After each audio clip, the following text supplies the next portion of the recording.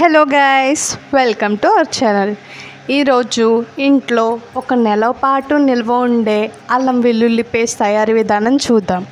ముందుగా అరగంట పాటు నానబెట్టుకున్న అల్లాన్ని తీసి ఇదిగో ఈ వీడియోలో చూపిస్తున్న విధంగా కడిగి పక్కన పెట్టుకోండి. చూసారా, ఈ వీడియోలో మనం ఎలా పెట్టుకున్నామో సేమ్ అలానే. తర్వాత దీన్ని శుభ్రంగా పీల్ చేసేయాలన్నమాట. ఇగో నేను వీడియోలో చూపిస్తున్నాను కదా, అలాగా అల్లం పైన ఉన్న తొక్కలన్నీ కూడా క్లీన్ చేసేయాలి. మొత్తం అలా వీడియోలో చూపిస్తున్న విధంగా మొత్తం అన్నీ క్లీన్ చేసేసుకోండి.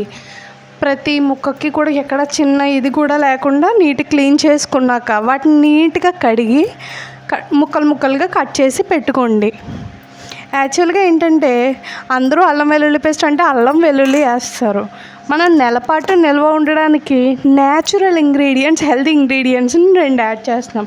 అదేంటంటే వీడియోలో చూపిస్తాను చూడండి.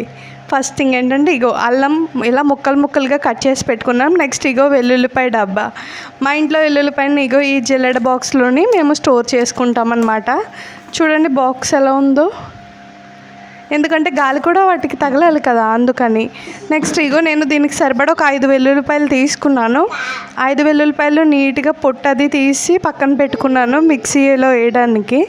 నెక్స్ట్ ఈ అల్లం ముక్కల్ని వెల్లుల్లిపాయల్ని మిక్సీలో వేయాలన్నమాట. ఇగో వీడియోలో చూపిస్తున్న విధంగా అల్లం వెల్లుల్లిని మిక్సీలో వేయాలి.